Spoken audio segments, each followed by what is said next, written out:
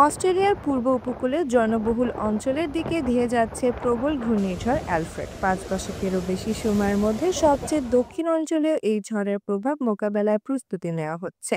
Category 2 মাত্রায় ঘূর্ণিঝড় হারিকেনের সমতুল্য শক্তি নিয়ে গ্রীষ্মমণ্ডলীয় ঘূর্ণিঝড় বৃহস্পতিবার শেষ রাতে কুইন্সল্যান্ডের রাজধানী ব্রিসব্যানসের জনবহুল দক্ষিণ উপকূলে অতিক্রম করবে বলে ধারণা করা হচ্ছে।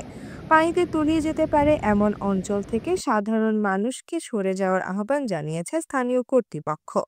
অস্ট্রেলিয়ার আবহাওয়া ব্যুরো জানিয়েছে 9 দিন আগে সৃষ্টি ঘূর্ণিঝড় অ্যালফ্রেড বুধবার পর্যন্ত উপকূল থেকে মাত্র 400 কিলোমিটার দূরে অবস্থান করছিল এবং ঘন্টায় সর্বোচ্চ 164 কিলোমিটার গতিতে দমকা বাতাসের সঙ্গে পশ্চিম দিকে এগিয়ে যাচ্ছে। একাধিক সংবাদ মাধ্যমের প্রতিবেদনে বলা হয়, বুধবার অস্ট্রেলিয়া প্রধানমন্ত্রী বলেন এটি একটি বিরল ঘটনা। দক্ষিণ পূর্ব কুইন্সল্যান্ড এবং উত্তর নিউ সাউথ ওয়েলসের গ্রীষ্মমণ্ডলীয় অঞ্চলে ক্রান্তীয় ঘূর্ণিঝড়ের সৃষ্টি হয়েছে।